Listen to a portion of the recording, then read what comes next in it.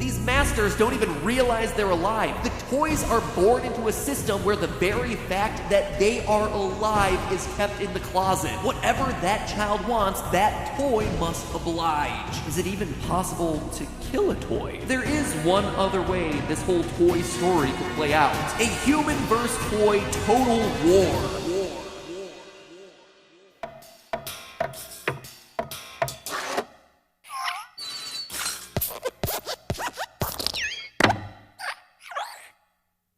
Hello, Internet! Welcome to Film Theory! Last time we discussed the horrific realities of being a toy in the Toy Story universe. You have one purpose in life, and God forbid you strive for anything else. And that one purpose requires you to be controlled by masters who don't even know you're alive. Your very existence is kept secret, and as a result, you have literally no say in all the awful things that are going to be done to you. It's thankless, it's humiliating, and there is no escape. Even if you wanted to die, you can't, unless of course you're willing to burn or explode yourself. It sucks. For as bright and fun as these movies are, it is undeniably the worst Pixar world to be trapped as a character in. But that might not be true for much longer. You see, there's a storm coming. If you go back and look across the 3 Toy Story movies, as well as the trailer for number 4, there's a disturbing trend that you can see happening on the screen. War is on the horizon. A war between servant and master,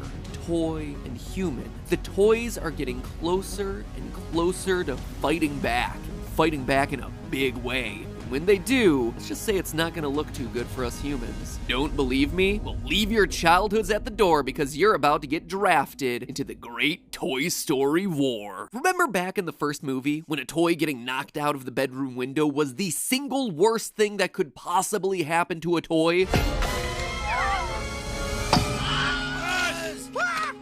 Well, fast forward to the Toy Story 4 trailer and we now have toys leaping out of windows left and right. They're traveling cross-country to save each other and then wind up back with their human overlords. But the important thing to note here is that they're exerting what they want. Buzz, we've got to get Forky. Affirmative. Let's go!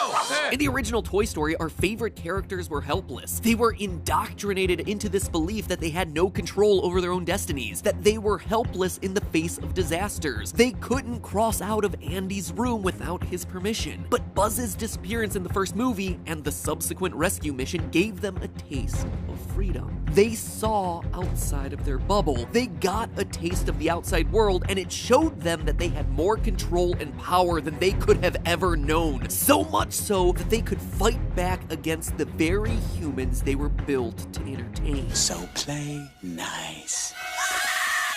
Think I'm over-exaggerating? Early on in the series, the toys sit around helplessly, waiting to be played with by their human masters. But as the films go on, not only did the toys realize that they can simply play with other toys and cut out the human middleman, but they can also start enacting schemes to get exactly what they want out of their human masters. Even going so far as to manipulate Andy with phone calls and post-it notes. Hello? Hello?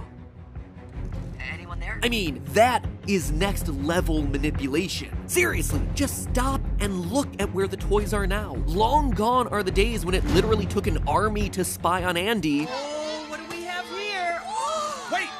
Turn that thing back on! Come in, Mother Bird. By the time Toy Story 3 rolls around, the toys can easily surveil Andy remotely. That's impossible. No, I really see him in his room.